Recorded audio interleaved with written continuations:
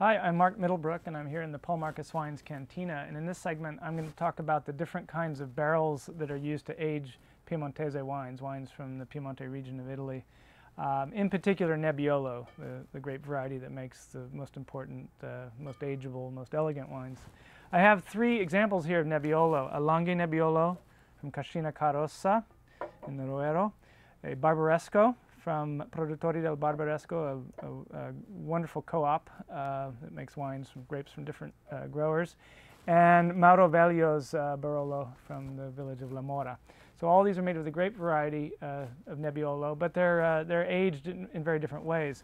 The Carossa Langhe Nebbiolo is aged entirely in stainless steel tanks, and it's designed as a wine to be drunk relatively young. It's got fresher, fruitier flavors, still with that great floral aromatics of Nebbiolo, but not a wine you would age for a long, long time. It's a great picnic wine, lunch, easier sort of dinner type of thing, and price to match. This is going to be, should be under $20 retail.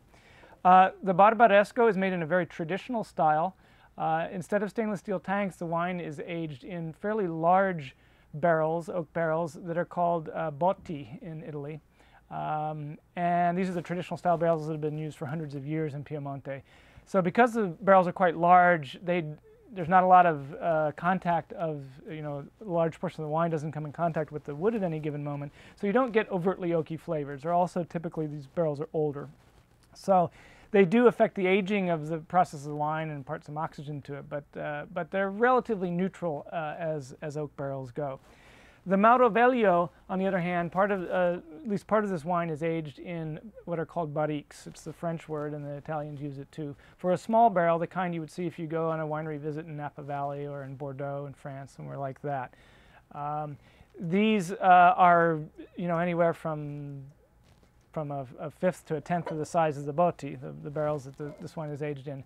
So you get a little more influence of the oak itself. In addition, they often a producer that will use barrique will tend to use newer barrels, not in all the wine, but they'll put some of the wine in a new barrel, some in barrels that are 1 or 2 years old, some maybe 3 years old, and blend to get the profile of the wine that they want. In terms, again, fresh and fruity is what you tend to get with stainless steel aging. Spicier, more earthy flavors with the larger oak, the botti aging in this kind of wine.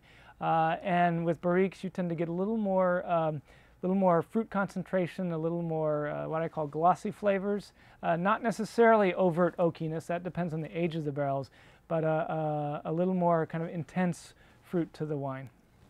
All three are really pleasurable to drink depending on the occasion, what you want to spend. This is around $30 retail, $35 maybe. This is closer to $50 or $55 retail here in the U.S.